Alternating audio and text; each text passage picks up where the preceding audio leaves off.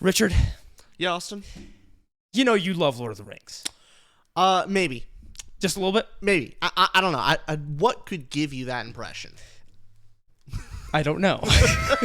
We love Lord of the Rings, and just because we're feeling in a vengeful mood today, I decided, Richard has not seen any of these, by the way, I'm going to show him some 1-star reviews of Lord of the Rings on Goodreads. You know, I was feeling a little too good today. You were? Yeah, honestly, I really needed to just be taken down a few notches. I was skipping this morning. So, we can't have that anymore. Let's get sour. It's Okay, time? good. Okay, well, I'll try to calm you down because I've already read these reviews. So I'm going to stay a little, I'll be the sensitive one today, okay? All right. Here we go. Well, I mean, today. Okay. Review number 1. This is a 1-star review of Lord of the Rings. This person, Gemma, said, can be summarized as walking, bit of fighting with orcs, walking, anguish, walking, bit more fighting with orcs, walking. Richard, what do you think of that review? See, it's actually accurate, but the walking's great. It's the best part of the movies. Dun dun dun dun dun dun dun dun. It's epic. Like, you walk and then find out more about the hill over there. And you know what? The hill is fascinating. I love learning about the hill. I love learning, yeah. My favorite part of the books was actually when the Ents are discussing, like, you know, where the Entwives went. And they're walking. They're literally just walking with Treebeard, talking about the Ents. And I'm going, what happened to the Ents? And I was curious, and I was looking at the map and go, yes, the walking's great. This is accurate, but for some reason, Gemma thinks that that's a negative. It's not a negative. Walking is 10 out of 10. It is. And also, I one thing that frustrates... Have you ever been on a history tour? Like, you go to an old battlefield, you walk. You're walking across the fields, and you're learning about the place. Walking's great. That's also one thing that frustrates me a little bit about these rudimentary, concise reviews. Is you could do that with anything. I could be like, Casablanca, it's just a love story. Oh, yeah. Schindler's List, he saved some Jews. It's like, that's a big deal. The walking's awesome. Okay, that's just review 1. A little funny one to get off. Sure. Review 2... It's also a 1-star rating. This is the second one here. This is a paragraph. Explains, gets a little more detailed, okay? So, Kristen says about Lord of the Rings. Save time. Watch the movies. The book can appeal only to a linguist. The underlying story is great, but it is buried under an avalanche of horribly annoying songs and poems that do nothing to advance the story. They just take up space. I diligently read every last one, hoping that they held some deep meaning in relation to the story, but if there is one, it is so obscure that it serves no purpose. Also, the book is all about walking. Yes, I know they are on an epic quest, and there has to be soul-searching, etc., but the amount of detail regarding the walking is a snoozer. 45 pages of walking and 3 pages for a huge battle. Ugh! I know that this is a masterpiece, and I agree that the plot is a beautiful tale of good and evil and power and corruption. However, reading this series was a drudgery. The only really good part that you miss in the movies is when the hobbits return to the Shire, and the last 3 chapters, the Return of the King. If you want a Tolkien fix, I'd recommend The Hobbit. That's the review. Oh. That's a lot to unpack. Oh, yeah, that's just... There's a lot there. We don't deserve... It's people like that where we don't deserve good things. No, you notice it has 87 likes, 114 comments on that one. Yeah, no, I have a feeling that other people feel the same way as we do. This is a hot take. But you know what? No, confused me the most was... It seems like Kristen likes The Hobbit, though. That also has songs and it's poems. Mostly songs. But to be fair, but advances it is... the story, according to Kristen, right? Yeah. Though a lot about... I was actually talking with a friend of mine about Lord of the Rings of, hey, look, if you find yourself that you're skipping the songs and the poems, stop reading. You're not getting it. And maybe it's just not for you. Fine. If it's not for you, it's not for you. But all the history, the lore, and the songs and the culture is a huge part of the fun. Like, forget the story part. Like, it's the fun of reading it is actually feeling like Middle-earth is alive.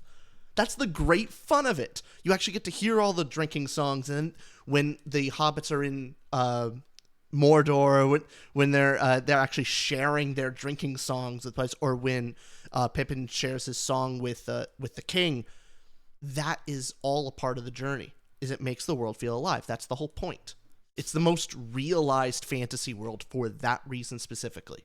And this reviewer liked it in The Hobbit, which just Lord of the Rings didn't do it. I guess not, but it's one of those books that I think if you watch the movies then read the books, you kind of have this expectation of you want epic battles and action. Yeah. And the books aren't that. It's not the what smallest it's about. part about the books. Helm's Actually, Deep is how many pages in Helm's Deep? I believe that was Christopher Tolkien's biggest criticism with the movies, is it turned his father's books into more of an action epic movie instead of a asterisk there, though. The movies and books are both perfect. And they're great. It's certified to Ramble, both perfect. But yes, the son of Tolkien did say this. Yeah, so I think you have to go into reading Tolkien with your expectations. Like, you're not getting the movies, you're getting something better. So it's definitely effective, because this review was written in 2007, so after the movies came out. Oh, okay. But you ready for review 3? Yeah. Review 3, another 1-star review from Luke. Luke says, honestly embarrassing that modern fantasy is largely based on this book, though it was impressive that Tolkien managed to make a book this boring and this overtly racist at the same time. Which I don't know what Luke is referring to. Are you more well versed in where he's coming from? I know the argument. Basically saying like orcs are supposed to be black people. Basically. Really? Yeah, which I'll be honest, if that's what you take. So if you read Lord of the Rings and you look at that and go, oh yeah, the orcs are black people, I think it says more about your racist inclinations than Tolkien. Tell him, Richard. And so, you want to know why I picked this review out? The comments on this review define what the internet is. Okay, here's the comments from this. Here's all 5 comments. First person says, tell him how it is, Luke. Don't hold back. Second person, everyone who likes this review will be put on a hit list. Third person says, congrats, you're different. And then fourth person says, stand your ground, Luke. Speak your truth. And the last person says, you rated Percy Jackson books higher? So it's just... oh, God. It's a mix of the internet, from death threats to people saying, speak your truth. And I know how ironic this is going to come across. Oh, but boy, what are you about to say? Commenting on internet things, it just seems weird to me. I know. Please comment down below, because I personally have a fun time reading them. I don't mind when people comment on Tutor Ramble. Yeah, completely. How do you say that on a channel? It's just weird when people interact with our content in general. Here's the difference. Is when commenting on like something completely random, okay, it's weird. It's just like a comment out in the ether, and like you don't know the person. Where when I'm saying, yes, please comment, not for your sake, for my sake. Like, when you comment, okay. I get to read it, and like I have this interaction, and so it feels more personal for me. But just commenting on random stuff, I just almost never get. I think I've maybe commented on YouTube or social media like once. That's the death threat I got? It was you? That's the only thing I'll do. Hey, I only send death threats to Austin. That's the only thing I use social media for. Hey, but comment on ours. Please, not death threats, but we take comments. All right. It's more fun for me. If you enjoy it, that's fine. It's just something I guess I don't get. All right, here's review 4. Also a 1-star review. Mm-hmm. This person, Rico, says, this is The Fellowship of the Ring. He read specifically. Says, never again will I read another J.R.R. Tolkien book. This was the second worst book I've ever read, surpassed only by The Scarlet Letter.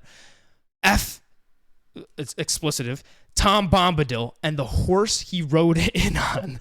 Here's a plot hole for you. I have this wicked ring that does some wicked stuff to everyone. We need to destroy it.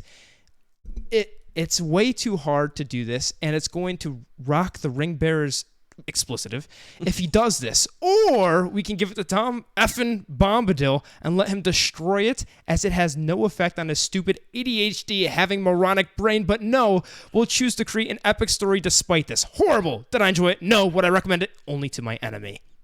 Yeah, fake. You are fake news. Like, no, I can't believe it. Like, You can't make fun of Tom Bombadil, Tom right? Bombadil's the best part. Like, okay, I get why they cut him from the movies. It was Makes a sense. good cut for the movies. Good cut for but the also movies. good that he's in the books. Oh, in the books, well, one, it also makes sense that they actually did talk about giving it to Tom Bombadil during the council, like when they were in Rivendell, and they went, "Yeah, I guess we could." That kind of delays things, but then the ring is still around. Like, it doesn't destroy the ring.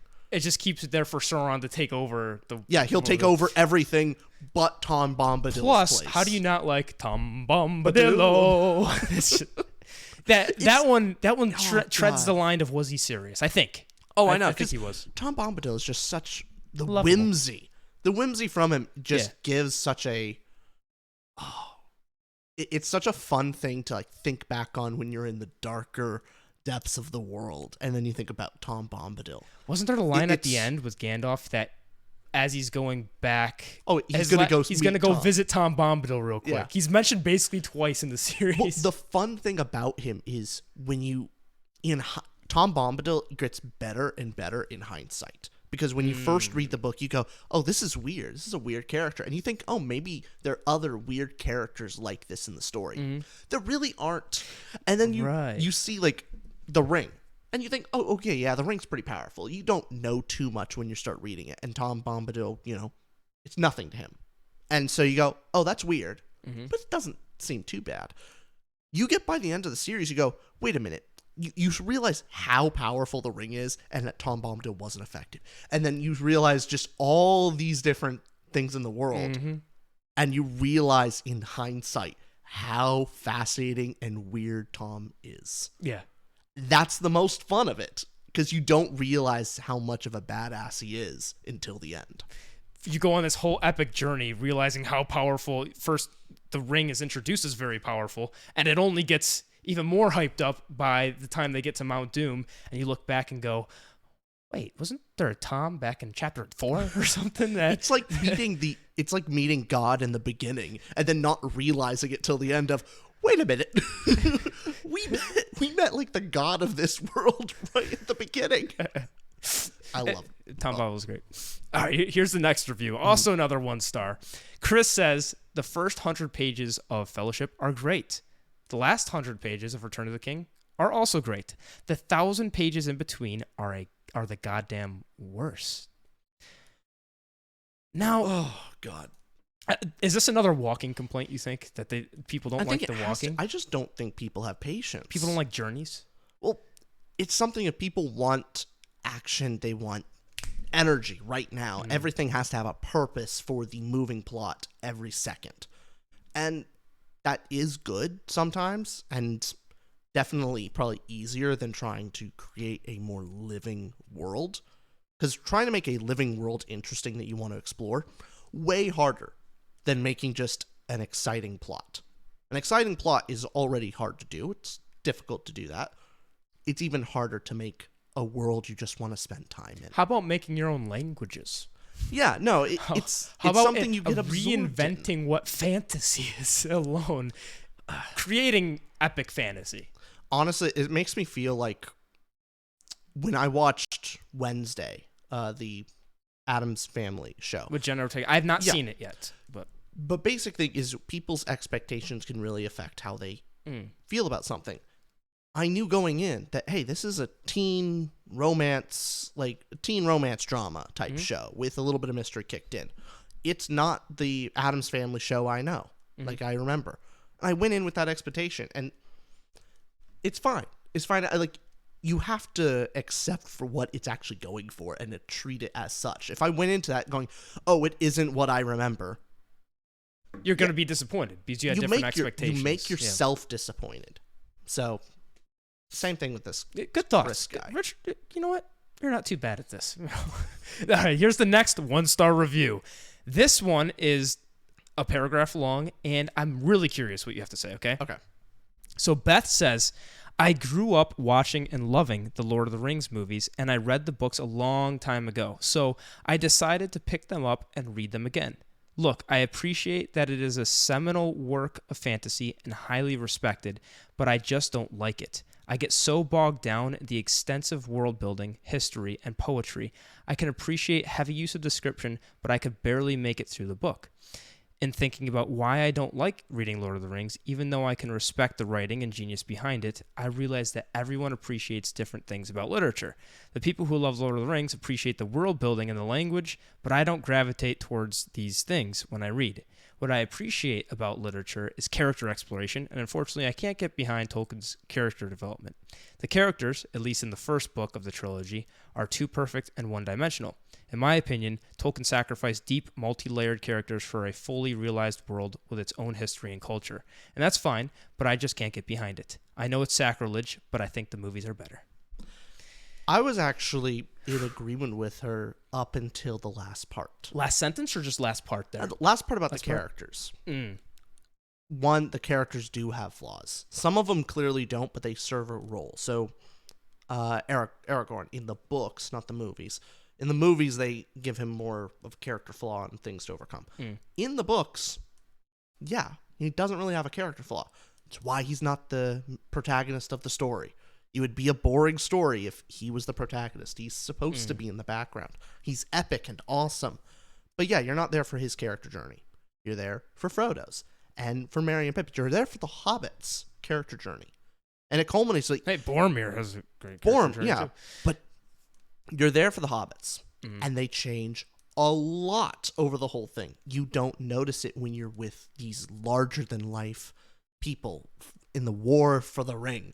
You see Gandalf and Aragorn and Gimli and Legolas. You see all these characters, and so even by the end, like, yeah, how much did the other hobbits really do? Like, they're tagging along, they're helping out a little bit, but they're nothing compared to these great heroes in the war, except Frodo and Sam. That they're the exception. But then you go back to the Shire. And you just see how far they've come. Yeah. It's showing that when brought back to their original environment, how much they've changed. And you, the reader, don't notice it when you're comparing them to all the other heroes in the story. And I think it's almost like kind of a hopeful thing of you can't judge your growth on judging others. When you're growing as a person and you're always comparing yourself to others, you'll always see yourself as less than. But then you kind of look back to where you've been. Look at yourself yesterday. Exactly. Yeah. That is honestly, I think, one of the moral messages by the end with the Scourge of the Shire. There's so many great themes. So, no, there's plenty of great character work in the story as well as great world building. It's not for everyone. That's fine. I don't think I would have liked The Lord of the Rings if it was the first fantasy series I read. You had to build to appreciate it? I did. When I first started reading fantasy, I could barely read for like 15, 30 minutes at a time. And then after I started getting more used to it and read a lot more, I was able to read for hours at a time without stopping. That definitely helps when reading Tolkien. You got to be absorbed into it. So, what this reviewer might have been saying as well, so they said one-dimensional characters. Maybe it's adjacent to the complaint of good and evil is very clear. In Tolkien, which some people don't like. People don't like the trope of they like more George R. R. Martin. Everyone's gray. Yeah. Which that's not Lord of the Rings. No. So they're not one-dimensional characters. Definitely disagree there. But maybe by one-dimensional, this reviewer meant, hey, I know who's good. I know who's bad. Maybe. And I guess so. That's a preference, but I think both can exist. It's not like one's inherently good and one's inherently bad way of telling a story. Yeah, both can be put on a pedestal. So, yeah. All right, here's the next review. 1 star. This is for The Return of the King specifically. This reviewer, Verity, said, he wasn't the king to begin with, so how can he return? 1 star. I mean, got a point, I right? feel real bad that this person is slandering and misspelling my name. Oh, Richie with an R-I-T. Okay, side comment, little ramble. Why does everyone spell Richie with a T? I've never seen, it's always... I've never seen it either. I see it all the time when people try to spell my name. They always spell it with... I've seen it just weird ways, but they always use a T. Really? I don't get it. That makes the comment wrong. E. Yes, that makes it wrong. But it is a funny comment. Yeah. Also, they were supposed to be one book, so...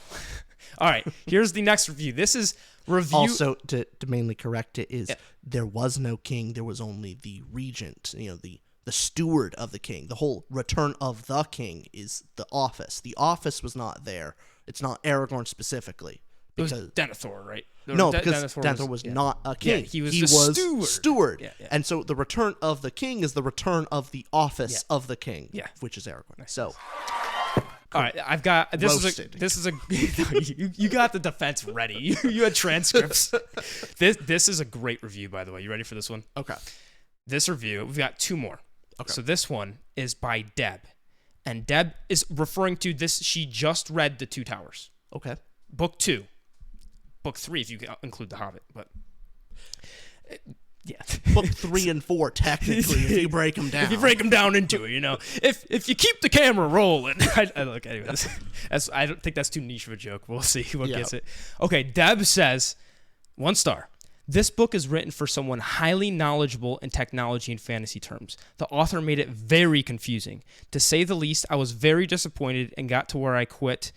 As I just didn't want to waste my time sifting through the jargon and subplots. Well, Richard, before you pass judgment, I'm going to have to stop you. Look at the comments, okay? The first comment said, this is by C. C said, to Deb's review, this is the third novel, Deb, starting with The Hobbit, followed by The Lord of the Rings. The Two Towers, which Deb read, cuts into a story that began several hundred pages ago. I am no fantasy fan, but was very moved and confused by no jargon. Starting at the beginning, like any story. And Deb responded saying, thank you for the information, C. I wasn't aware it was part of a series. Poor Deb picked up The Two Towers and is like, where are they going? Why are there two different point of views? What was the fellowship? What? But what do you think about Deb not reading this portion?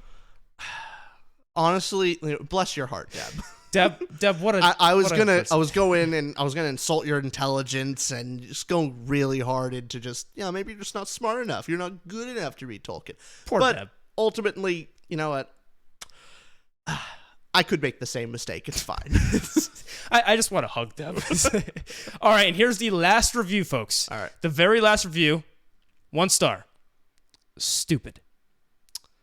That just seems like the most accurate internet comment. Like, who sits there and comments just one word? That's please don't do that. Oh, God. Everyone's gonna. Oh, don't. Please don't. No.